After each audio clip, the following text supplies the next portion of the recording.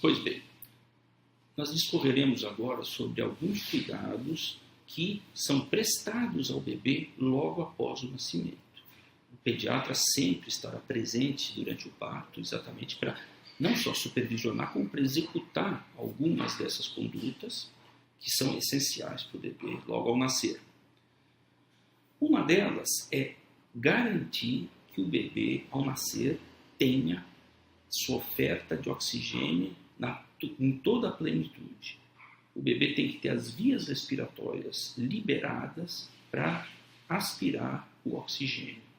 E é por isso que durante os primeiros minutos após o parto, o pediatra usa um aspirador que vai para a cavidade oral, vai para o estômago, vai para as vias nasais, para eliminar todas as secreções que o bebê absorveu durante o mecanismo do parto. Naqueles líquidos todos, inclusive sangue, líquido amniótico, uma série de coisas, são aspiradas pelo bebê naquele momento, deglutidas pelo bebê. E é importante fazer com que o bebê tenha suas vias respiratórias totalmente livres para poder respirar adequadamente. Aquela primeira oferta de oxigênio ela é primordial para o bebê. O bebê não pode ficar sem oxigênio logo ao nascer. Outro cuidado que é tomado com o bebê, um cuidado evidente, é feito o clampeamento do cordão umbilical. Esse cordão umbilical, ele não só é clampeado, como são colhidos alguns exames importantes e iniciais para o bebê, principalmente a tipagem sanguínea, para que a gente tenha certeza de qual é a compatibilidade do sangue do bebê com o sangue da mãe. Outro cuidado que também é prestado naquele momento é o uso de um colírio chamado colírio de nitrato de prata, do qual são pingadas 2 gotas em cada olho do bebê para evitar a oftalmite gonocócica. Dentre as doenças sexualmente transmissíveis, a gonorreia ainda é uma doença importante. Esse micróbio que causa a doença chamado gonococo, se a mãe for portadora dessa bactéria, ela pode se transmitir para o bebê e pode provocar esse quadro inflamatório ocular que pode ser sério. Portanto, o uso do nitrato de prata ele vem para evitar que isso aconteça. Outro procedimento que é muito interessante, que se toma durante os primeiros minutos de vida, é a injeção que um bebê recebe de vitamina K. A vitamina K ela é dada intramuscular na região externa da coxa do bebê. E por que usar a vitamina K? Essa vitamina K, ela participa, entre muitos outros fatores, do nosso complexo sistema de coagulação do sangue. A coagulação do nosso sangue, ela se dá mediante inúmeros fatores que trabalham em cadeia, eles trabalham entre si, para permitir que o nosso sangue coagule adequadamente. A pessoa que tem deficiência de algum fator de coagulação pode ter doenças hemorrágicas, pode ter sangramentos diferentes e sangramentos mais sérios do que as pessoas normais. A falta de vitamina K, ela pode provocar uma doença que a gente chama de doença hemorrágica do recém-nascido, em que o bebê pode ter sangramentos importantes e sérios do sistema digestivo, pelas vias urinárias e principalmente o mais temível desses sangramentos é o sangramento que pode ocorrer para o sistema nervoso central. O bebê tem quase que um derrame intracraniano, ele pode ter sangramentos para dentro do cérebro e isso pode causar ou ter sequelas muito graves para o futuro. O uso da vitamina K ele vem exatamente para prevenir que isso ocorra. O bebê, quando nasce, ele não tem ainda composta a sua flora intestinal. A flora intestinal ela tem grande importância na formação, na absorção da vitamina K pelo bebê. O bebê, naquelas primeiras horas, muitas vezes ele não está preparado, ele não tem vitamina K suficiente e ela deve ser administrada para que o bebê se supra dessa vitamina e não tenha essa consequência tão grave que é a doença hemorrágica do recém-nascido. Então aqui descritas algumas manobras que são comuns, que são rotineiras no berçário, ou na maternidade, principalmente naqueles primeiros minutos de vida, e lembrar que aquele primeiro contato do pediatra com o bebê é também um contato em que ele faz uma primeira avaliação completa daquela criança, para ver se não há nenhum tipo de lesão aparente, se não há nenhuma doença congênita aparente, se não houve nenhum trauma de parto, enfim, é o primeiro exame que o pediatra faz sobre o bebê. Aquele momento é de suma importância e que será prestado a todas as gestantes, a todas as mães que vão ter o seu bebê na sua maternidade.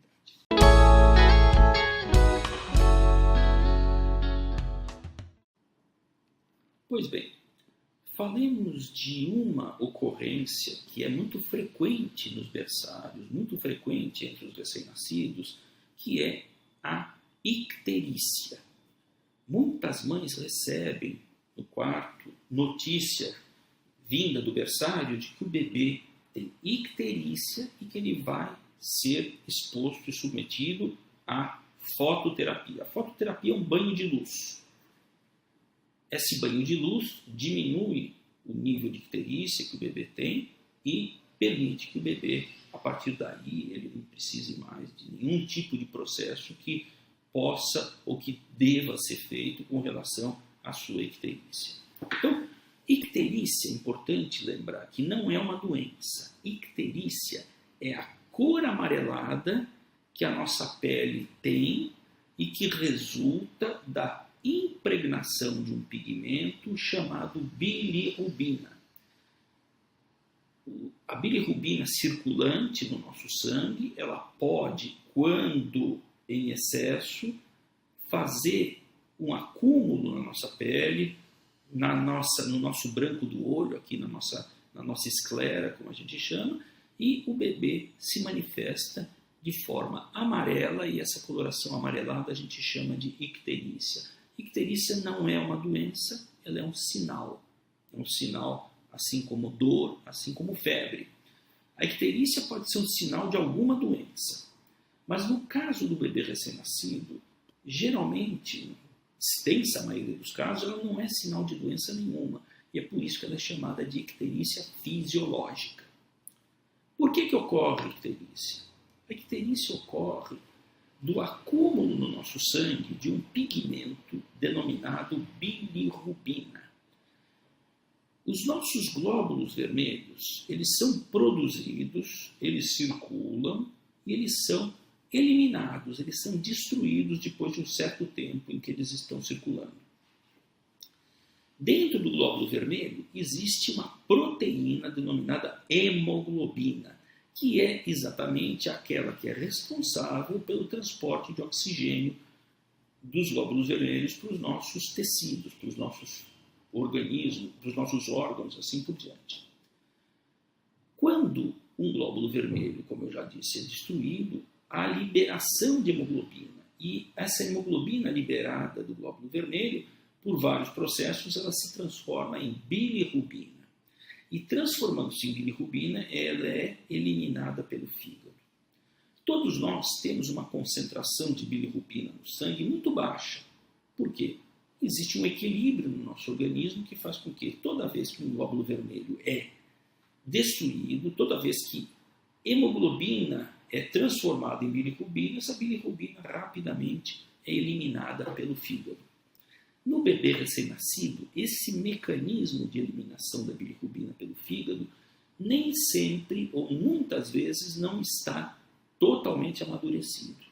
É por isso que o bebê, com a produção de bilirrubina resultante da destruição dos glóbulos vermelhos, não consegue fazer a sua eliminação completa. E essa bilirrubina se acumula e acaba se impregnando na pele, dando aquela tonalidade amarelada. Quando a bilirrubina atinge um nível determinado, que é um nível considerado alto, a gente começa a temer pela impregnação da bilirrubina aos tecidos mais nobres, principalmente o tecido do sistema nervoso central, da qual resulta uma encefalite grave, chamada encefalite bilirrubínica. É um quadro muito grave, é um quadro neurológico que compromete a criança para o resto da vida. É um quadro que realmente a gente não quer de jeito nenhum que aconteça. É por isso que, às vezes, ao primeiro sinal de icterícia no berçário, o médico, o berçarista, o pediatra que está no berçário, ele pede um exame que é a dosagem da bilirrubina. Se ele encontra uma dosagem anormalmente alta, ele indica a fototerapia. Essa fototerapia, esse banho de luz, ele diminui as taxas de bilirrubina no nosso sangue e elimina todo o perigo que o eventual acúmulo de bilirrubina possa acarretar. Geralmente, 24, 48 horas no máximo de fototerapia são mais do que suficientes para trazer os níveis de bilirrubina para níveis mais aceitáveis ou mais compatíveis com aquilo que a gente deseja para o bebê. Portanto, se as mães são informadas de que o bebê vai para a fototerapia, já fique sabendo que a fototerapia serve para baixar as taxas de bilirrubina do bebê. E, em decorrência disso, serve para aliviar a icterícia que se manifesta no recém-nascido. Ninguém deve ficar assustado quando houver essa comunicação do berçário de que o bebê tem icterícia. A icterícia ela é tida como fisiológica nesses primeiros dias de vida. Fisiológica porque ela não representa doença nenhuma. Ela é apenas um processo de maturação que o bebê está passando, pelo qual o bebê está passando, em que o seu fígado ainda é incapaz de eliminar toda a bilirrubina. E a gente não quer que ela se acumule e o banho de luz faz com que a bilirrubina seja novamente normalizada, ou pelo menos trazida para níveis mais normais. Só para que a gente cite níveis mais elevados de bilirrubina, às vezes, podem exigir a instituição de um procedimento chamado exsanguíneo transfusão, que é a troca do sangue do bebê. O bebê tira-se o sangue do bebê e transfunde-se um outro sangue para fazer com que a bilirrubina ali acumulada seja totalmente eliminada. Quem também receber a notícia de que o bebê vai para uma exsanguíneo transfusão, que fique sabendo que não é um procedimento cercado de riscos maiores, porque a exsanguíneo transfusão ela existe há décadas e a gente sabe muito bem como fazê-la, quais as complicações que ela pode apresentar e como evitá-las. Portanto, a exsanguíneo transfusão ela também não deve ser temida se porventura vier essa notícia de que o bebê tem uma icterícia mais séria e que ele vai para a fototerapia. Portanto, essa é a icterícia e é perfeitamente natural que alguns dos bebês que vão nascer tenham icterícia e que vão precisar do banho de luz. Isso é rotineiro, isso é natural, não deve levar ninguém à angústia profunda por causa disso.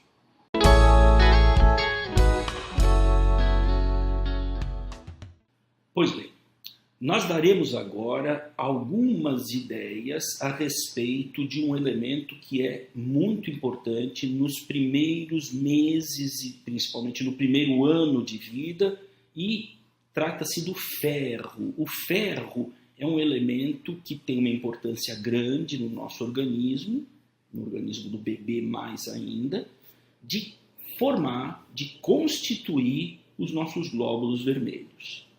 Os nossos glóbulos vermelhos são responsáveis pela circulação do oxigênio por nosso organismo, para os nossos tecidos. E, portanto, os glóbulos vermelhos têm uma importância muito grande, porque os tecidos do bebê eles estão em franco crescimento e a necessidade de oxigênio é muito grande. Pois bem, o ferro, sendo ele um constituinte dos glóbulos vermelhos, ele necessita, ou melhor ainda, ele é um componente importante na dieta do bebê durante o primeiro ano de vida, principalmente, e depois nos anos subsequentes também. Todas sabem que o caminho natural para o bebê que acabou de nascer é o aleitamento materno. O aleitamento materno ele deve prosseguir até os primeiros 4 ou 6 meses de vida. Alguns acreditam que 4 meses, muita gente acha que 6 meses é um período interessante para que o bebê seja amamentado e amamentado de forma exclusiva ao seio materno. O leite materno, ele supre o bebê de muito do que o bebê precisa durante esses primeiros 6 meses. Mas a natureza é sábia. O leite materno, ele não é rico em ferro. Pelo contrário, ele não fornece o ferro que o bebê precisa. Mas voltando à sabedoria da natureza, o bebê nasce muito bem suprido de ferro pelo tempo que passou no útero materno. A circulação do sangue da mãe para o bebê fez com que o ferro circulasse para o organismo do bebê e lá se depositasse. O bebê nasce com suprimento, com depósitos de ferro suficientes para atravessar o seu primeiro semestre de vida. O ferro começa a ser necessário a partir da alimentação do 6º mês em diante, que é quando começam as chamadas comidas de sal. A carne ela é um grande fornecedor de ferro para o nosso organismo, as folhas verdes, os grãos, feijão, ervilha, lentilha, etc., são grandes fornecedores de ferro. Mas o bebê vai começar a adquirir ferro a partir da alimentação quando se iniciar a dieta de sal. Pois bem, se o leite materno ele não fornece ferro, mas o bebê está bem suprido em ferro, possivelmente a gente não se preocuparia com o ferro durante os primeiros 6 meses de vida.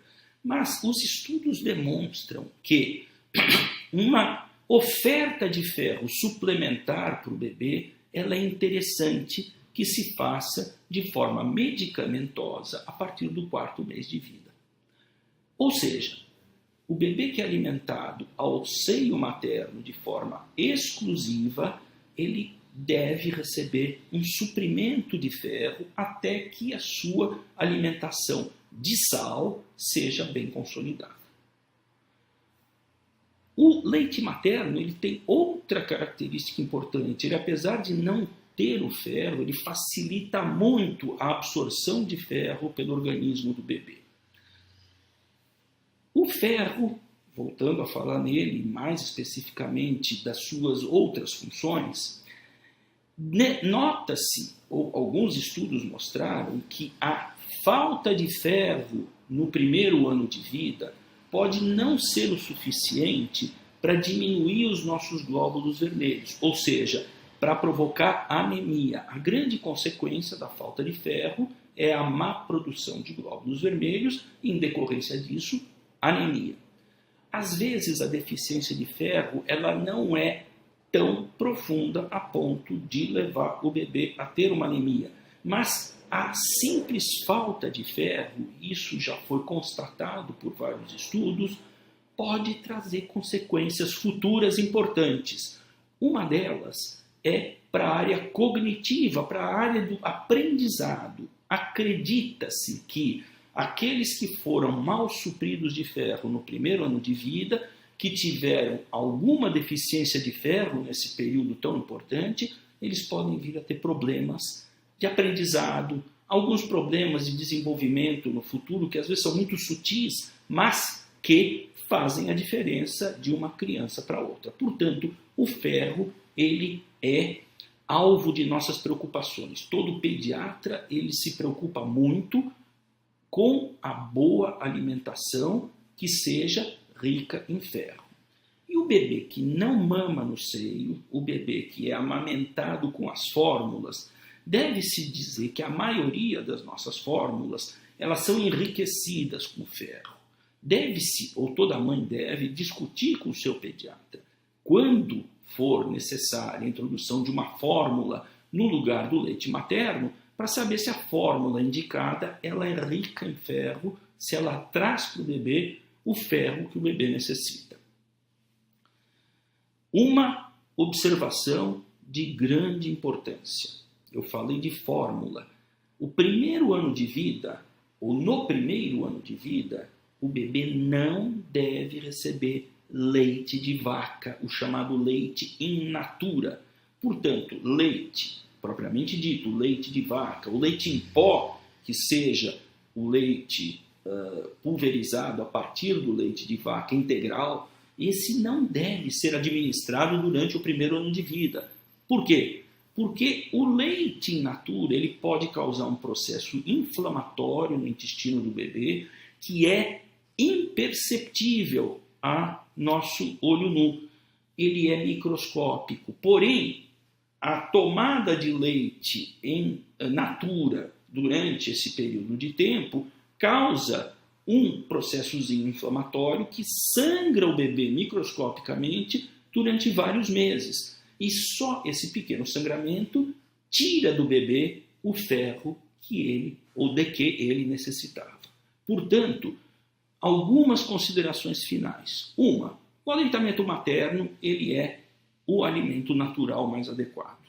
Quando ele não é possível, as fórmulas são enriquecidas de vários elementos e ela deve ser enriquecida com ferro. A oferta suplementar do ferro medicamentoso ela é aconselhada para os bebês que passam o primeiro semestre de vida mamando no seio materno exclusivo. E o leite in natura, o leite integral, o leite de vaca, não deve ser administrado no primeiro ano de vida do bebê. Nos anos seguintes, a administração pode ser feita. E mesmo assim, a maioria hoje considera que grandes tomadas de leite, para a própria criança mais velha, grande quantidade de leite também pode, a longo prazo, causar deficiência de glóbulos vermelhos por sangramentos microscópicos e, por conseguinte, a falta de ferro. Portanto, essa tensão com o ferro, ela traz para nós uma grande concentração, uma grande importância. A falta do ferro pode causar anemia, pouca falta de ferro pode ter consequências intelectuais para a criança, aprendizado e algumas outras funções superiores, elas podem estar afetadas pela falta de ferro no primeiro ano de vida. Esse primeiro ano de vida é um ano fundamental para a nutrição do bebê. O bebê bem nutrido no primeiro ano de vida vai ser uma criança saudável para sempre. Toda criança que foi mal nutrida no primeiro ano de vida é uma malnutrição que não vai ser mais recuperada. Ok? Portanto, atenção ao ferro, ele é um elemento de suma importância para nós.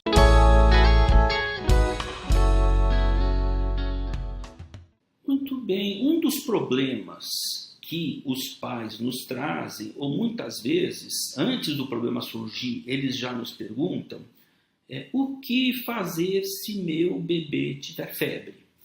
Principalmente os pais de primeiro filho, eles querem se antecipar e já saber que conduta tomar se o bebê apresentar febre. Muito bem. A febre no primeiro ano de vida, ela quase sempre significa um processo infeccioso. E é só para lembrar que, às vezes, o bebê pequeno ele não tem as mesmas infecções que as crianças maiores têm. Por exemplo, no primeiro ano de vida é quase inexistente a presença de amidalites, que as crianças mais velhas têm. As gripes, os resfriados podem ocorrer no primeiro ano, mas elas são muito mais próprias de outros anos das crianças mais velhas. Infecções pulmonares, pneumonias, essas sim, elas podem ocorrer muito no primeiro ano de vida. As infecções de ouvido, as otites, elas ocorrem no primeiro ano de vida. As infecções de vias urinárias ocorrem nos primeiros anos de vida. E uma série de processos que a gente não descobre a causa e acaba atribuindo a algum processo viral. Às vezes os pais eles estranham muito quando a gente repete para eles que o problema pode ser viral, achando que a gente está arrumando alguma explicação que não é muito convincente para a febre que está ocorrendo com o seu filho. Mas essa é uma verdade. A grande parte das infecções na infância, e nas infecções também do primeiro ano de vida, são infecções de origem viral, de duração delimitada e principalmente de resolução espontânea. Muitas das infecções virais não têm nenhum tratamento, elas saram sozinhas. Porém, há um período da vida, no primeiro ano, em que as febres devem levantar uma preocupação e suspeitas mais arrojadas, principalmente a febre do primeiro mês de vida. Então já vai aqui um alerta. A febre no primeiro mês de vida é um sinal de alerta e um sinal de atendimento de urgência. Os pais cujo bebê teve febre nas primeiras 4 semanas, no primeiro mês de vida, devem notificar o seu pediatra ou, na impossibilidade de encontrá-lo, devem procurar algum serviço médico que atenda emergências para que o seu filho seja visto. E o que será visto na criança? O porquê a febre no primeiro mês de vida preocupa mais? Como eu já disse, grande parte dos processos infecciosos na infância são processos de origem viral e, felizmente, uma boa parte deles não tem maior gravidade. O primeiro ano de vida, o primeiro mês de vida é um período em que a imunidade da criança ainda é lábil. E a criança pode apresentar um processo que a gente chama de septicemia oculta. Septicemia é o nome que se dá à infecção generalizada, aquela infecção em que a bactéria entra na corrente sanguínea e percorre todo o nosso organismo. E no bebê, essa infecção bacteriana generalizada, a qual a gente chama de septicemia, ela tem efeitos devastadores. E se não reconhecida a tempo, ela pode ser muito letal. Ela pode provocar danos irreparáveis no bebê. Mas eu falei que essa septicemia, ela também pode se chamar de septicemia oculta. E por que a gente usa esse termo oculto? Porque na criança pequena, principalmente no primeiro mês de vida, os sintomas e os sinais da doença são muito pouco nítidos, mesmo para o médico experimentado. Às vezes a criança tem uma infecção grave nesse período de vida e ela não nos traz subsídios. A criança não apresenta pistas que sejam consideradas consistentes para a gente saber se a criança tem ou não uma infecção grave. Portanto, há uma conduta entre os pediatras que é criança abaixo de 1 mês que tem febre, essa criança tem que ser encarada como se tivesse uma infecção mais séria.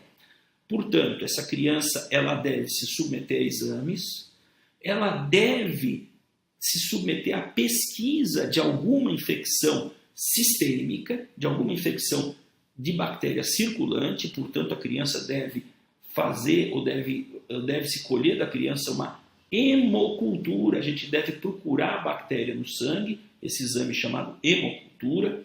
A criança tem que fazer cultura de outros líquidos que estejam presentes, cultura de urina é importante, se a criança tem diarreia, cultura das fezes é importante. E um procedimento que não deve faltar na situação de febre na criança pequena é a extração do líquido chamado líquido cefalorraquidiano. Nós temos um líquido que banha o nosso sistema nervoso central, que é um líquido que tem muita importância dentro do sistema nervoso central, porém é através dele que a gente faz o diagnóstico das meningites. Infecções do tipo meningite no primeiro mês de vida são infecções que não têm os mesmos sinais e sintomas que as crianças mais velhas têm. Portanto, a detecção da meningite no bebê só do ponto de vista ou pelos meios clínicos é muito difícil. A gente não tem no bebê os sinais clássicos da meningite que a gente vê nas crianças mais velhas. Só a coleta do chamado líquor ou líquido cefalorraquidiano é que nos trará o diagnóstico ou não da meningite. Portanto, o bebê que nos chega com febre no primeiro mês de vida, ele deve colher exames para pesquisa de suas infecções. Esses exames devem incluir a pesquisa de meningites no líquido cefalorraquidiano. Existem alguns exames adicionais, acessórios, que são o hemograma, um outro exame chamado dosagem da proteína C reativa. Esses nomes a gente cita apenas para mostrar que há meios laboratoriais de se tentar constatar uma infecção generalizada. Ela não deve nos passar despercebida, porque se ela não for tratada a tempo, como a gente já disse, as consequências podem ser sérias. E não se pode perder tempo no caso de uma septicemia oculta ou de uma septicemia por si só, e principalmente se essa septicemia resulta numa meningite. O tratamento tem que ser muito agressivo. A criança que chega com febre, após a feitura desses exames, a criança tem que ser hospitalizada e deve se iniciar antibiótico terapia empírica.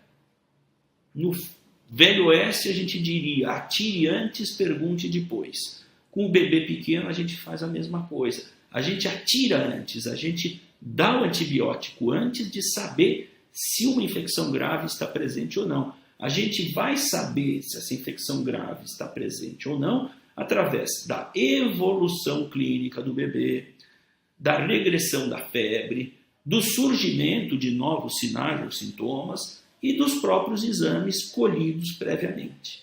Ok? Portanto, infecções graves podem ocorrer no primeiro bebê e às vezes a única manifestação é a febre. E pior ainda, às vezes nem febre acontece na criança pequena. A gente acaba suspeitando de um processo mais grave quando a criança começa a recusar de forma muito peremptória a sua alimentação, quando a criança começa a ter um choro mais fraco, quando a criança fica menos ativa, quando a criança fica com a sua respiração mais ofegante, quando as extremidades estão arroxeadas. Todos esses podem ser sinais de alerta para uma infecção mais grave. A moleira, que a gente chama de fontanela, a moleira da criança, é uma região que nos traz muitas informações. Se a criança tem esses sinais que eu já comentei, e além de tudo tem o abaulamento da moleira, a moleira parece estufada, isso pode ser sinal de meningite.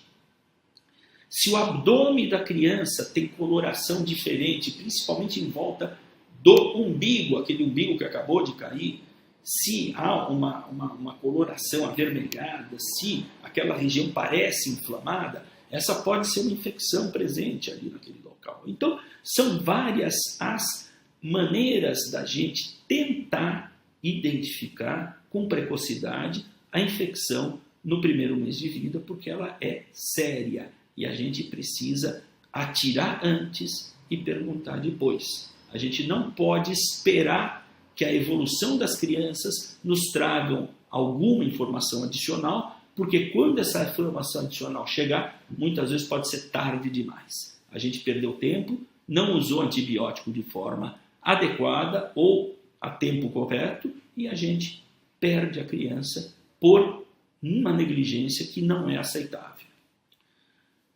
No segundo e no terceiro mês de vida, a preocupação persiste, não de forma tão intensa, mas ela persiste. A criança com febre até o terceiro mês de vida, ela não precisa ter a mesma intensidade de tratamento, intensidade de abordagem que tem a criança antes de completar o primeiro mês. A criança com 2 ou 3 meses de vida que nos aparece com febre, ela deve ser observada com muito cuidado para, se algum sinal clínico, nos mostrar a presença ou a suspeita de alguma infecção que seja mais séria.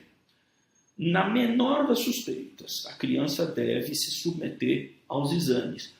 Uma coleta de hemograma, uma coleta de cultura. Se o hemograma nos traz algum tipo de anormalidade que possa denotar uma infecção, também a criança deve ser tratada com antibiótico terapia até que o processo se esclareça de uma forma melhor. Portanto, febre nos 3 primeiros meses de vida e principalmente nos primeiras semanas de vida, elas representam notificação imediata do seu médico, do seu pediatra, ou procurar um serviço de emergência de confiança, porque a gente pode estar diante de um processo mais sério. Nas idades posteriores, a gente tem preocupação, evidentemente, quando a criança está com febre, mas é uma preocupação que traz ou nos dá margem de tempo para raciocinar e agir com um pouco mais de parcimônia. Isso não ocorre nos primeiros meses e não ocorre de forma nenhuma no primeiro mês de vida. Portanto, se o seu bebê tiver uma febre nesse período de tempo e o seu médico disser, olha, nós vamos ter que interná-lo, nós vamos ter que fazer exames, nós vamos ter que colher o líquido da espinha, não estranhem. Não pensem também que a criança terá obrigatoriamente um processo grave. Pode ser que não tenha, mas é preciso se precaver, é preciso fazer os exames iniciais, é preciso iniciar o tratamento antes que a gente tenha a resposta definitiva de se a criança tem ou não uma infecção de gravidade. Essa infecção, eu volto a dizer, ela pode se manifestar com o passar do tempo tanto pelos sinais clínicos que a criança apresenta, como também pelos resultados dos exames colhidos. As culturas são muito importantes, porque elas podem nos dar qual é o micróbio que está causando aquela infecção no bebê, ou os próprios exames adicionais. O hemograma traz boas informações, essas outras medidas que são de proteína C reativa, tem um exame hoje em dia chamado procalcitonina, são exames que também são auxiliares na pesquisa de um processo infeccioso mais sério. Febre em criança é sempre um sinal de alerta, mas nas crianças abaixo dos 3 meses, principalmente na criança abaixo de 1 mês, é um alerta muito importante. A procura de serviço médico não deve ser retardada. O médico tem que ser notificado para que ele possa agir de forma tempestiva, de forma a poder trazer o bebê a um tratamento adequado no tempo mais correto.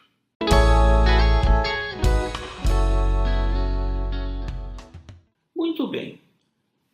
Falaremos agora sobre um assunto que tem uma importância muito grande, que corresponde às vacinações. A vacinação que a criança tem que se submeter já desde o nascimento e durante todo o seu primeiro ano de vida e nos anos subsequentes também.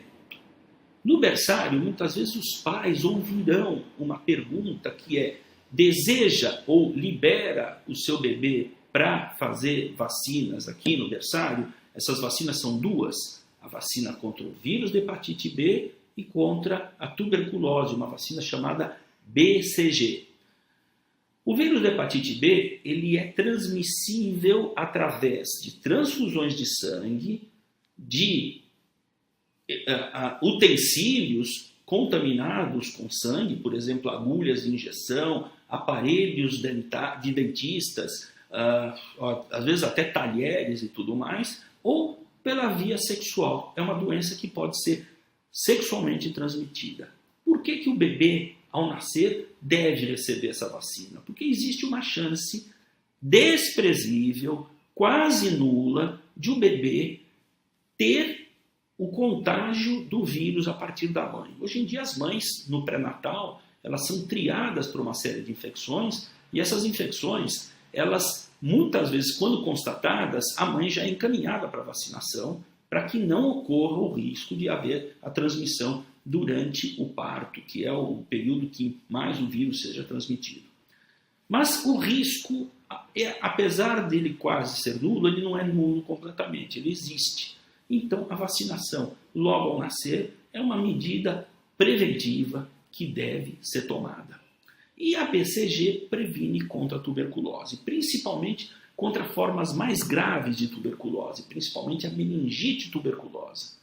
Em outros países, ou alguns países adiantados, os Estados Unidos como exemplo, não usam a vacina BCG. A tuberculose deixou de ser para eles um problema de saúde pública, mas a tuberculose ainda é um problema aqui no Brasil.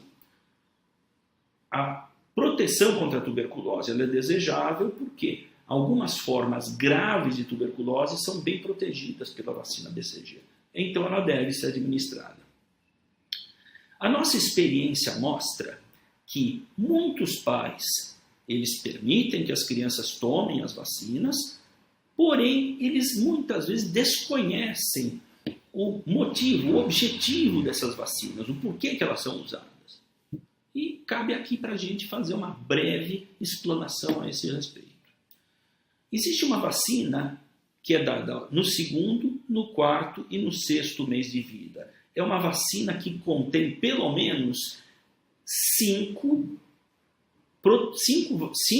agentes imunizantes contra 5 tipos de infecções diferentes. Contra a paralisia infantil, desnecessário dizer o porquê da importância da prevenção da paralisia infantil, e proteção contra o tétano, contra a coqueluche, contra a difteria e contra um micróbio chamado hemófilos.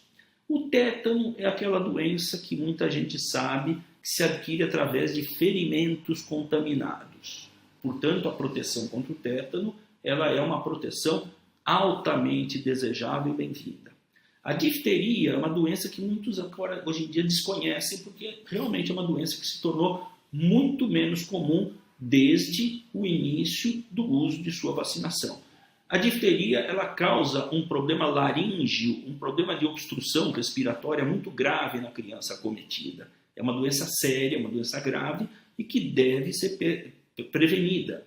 A coqueluche traz a chamada tosse comprida. O bebê passa período de tempo com tosse quase que incontrolável, com problemas respiratórios secundários a essa tosse e muitas vezes com perda de fôlego, convulsões e, portanto, a coqueluche ela não deve ocorrer, ela deve ser prevenida através da sua vacina.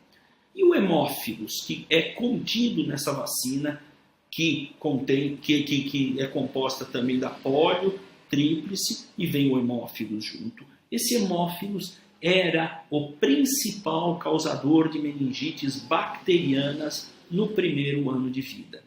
Era porque a vacina, tendo sido introduzida há muitos anos, ela fez com que a incidência da meningite por hemófilos tenha caído a níveis muito baixos. O seu nível era muito alto antigamente, hoje em dia é muito baixo. Isso, felizmente. Os reforços da vacina de hepatite B são dados também ao 2º e ao 6º mês de vida. Outra vacina que tem sido aplicada é a vacina contra o rotavírus. O rotavírus é o principal causador de infecções gastrointestinais na criança. O rotavírus na criança pequena, ele provoca vômitos, diarreia e, por consequência, a desidratação. E a desidratação, principalmente em crianças malnutridas, é uma causa de mortalidade importante no primeiro ano de vida. Portanto, a vacina de rotavírus ela veio a contribuir para a diminuição da mortalidade infantil no primeiro ano de vida, porque ela previne gastroenterites graves que fazem com que a criança desidrate de forma profunda e que precisa hospitalização, caso contrário a criança tem consequências sérias para o seu organismo. Outras vacinas que já foram introduzidas são as vacinas antipneumocócica e antimeningocócica. Falamos há pouco de meningites por hemófilos, mas a gente tem ainda 2 agentes causadores de meningites que são importantes. Um deles é o meningococo e a vacina já existe. Os postos de saúde, eles distribuem a vacina contra a meningite de tipo C, que é o tipo mais prevalente aqui no Brasil. Porém, há uma vacina nova que previne contra 3 tipos adicionais de meningococos que também podem surgir aqui no país ou podem ser muito bem-vindos para as pessoas que viajam ao exterior e viajam para áreas que são acometidas e onde o meningococo de outros tipos é ou está presente. O pneumococo, que muita gente pensa que é uma vacina contra a pneumonia, na realidade o objetivo da vacina é proteger contra a meningite pneumocócica, que é uma meningite grave, muito grave no primeiro ano de vida, altamente letal para os bebês e que com também o advento da vacina a gente conseguiu fazer uma proteção muito grande e uma diminuição muito grande de casos. No final do primeiro ano, a criança recebe as vacinas contra rubéola, cachumba, sarampo e catapora. A gente chama de varicela, catapora. Muita gente também pergunta, mas por que proteger para doenças que não têm tanta gravidade? Rubéola, qual é a gravidade da rubéola? A rubéola realmente é uma doença muito pouco mórbida. Ela não tem grandes consequências sobre o nosso organismo. É uma doença febril, é uma doença que dá dores articulares, muito poucas vezes pode dar problemas cardíacos, problemas do tipo encefalite, mas não é uma doença grave. Porém, ela é uma doença grave no feto. A mãe que está nos primeiros meses de gravidez e que é contaminada pelo vírus da rubéola, o seu feto pode receber o vírus, ser infectado, e a infecção fetal ela é muito grande. O bebê nascido de mãe que tem o vírus da rubéola é um bebê que pode sofrer consequências muito graves e muito pouco desejáveis. Portanto, a vacina contra a rubéola ela tem este objetivo, o de trazer a nossa sociedade, ou fazer com que a nossa sociedade seja livre desse vírus e não contamine mais as mulheres. A cachumba é uma doença relativamente simples na maioria dos casos. Ela acomete as parótidas, a glândula salivar. Mas, em alguns casos, a região dos testículos também é acometida. E apesar de não causar problemas em muitos dos casos, às vezes ela pode levar à infertilidade, além do que a doença testicular pela cachumba é uma doença altamente desagradável, desconfortável, o testículo cresce de tamanho, a criança fica muito desconfortável com a sua infecção pelo vírus da cachumba. E a cachumba, não raras vezes, ela provoca uma encefalite, que muitas vezes é branda, mas às vezes é mais séria. Portanto, a proteção contra a cachumba também é bem-vinda. O sarampo, que era antigamente uma das principais causas de mortalidade no primeiro ano de vida, teve a sua incidência altamente diminuída pela introdução da vacina contra o sarampo.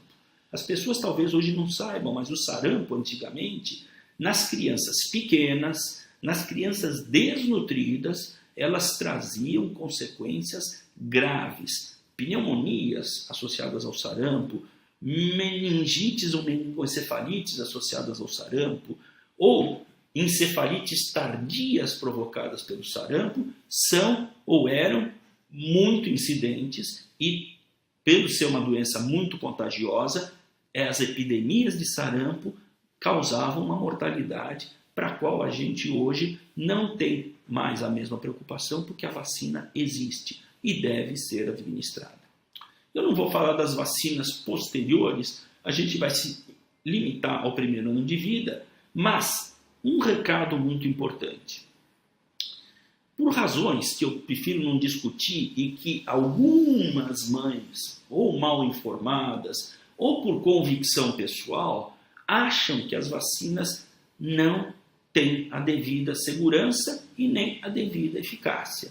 Muita gente acha que as vacinas provocam problemas secundários que não são divulgados, que são escondidos pela classe médica ou pela indústria farmacêutica. Isso não é verdade. A gente tem anos, décadas de administração de vacinas, o número de casos de efeitos indesejáveis pela vacina ou pelas vacinas é um número ínfimo, que não contraindica em absoluto a sua administração em massa. A proteção que elas causam é muito maior do que a eventualidade de algum efeito colateral, que existe, não se negue que ele existe. Porém, existe numa incidência tão baixa que não há dúvida que a gente deve adotar as vacinas para os nossos filhos. Ok, portanto, aceitem a recomendação da maternidade de dar os primeiros agentes imunizantes já no berçário e sigam a orientação do pediatra para as demais vacinas que devem ser administradas no primeiro ano de vida. Essa proteção ela é inestimável para a criança e para o adulto, porque muitas dessas vacinas protegem para toda a vida da pessoa.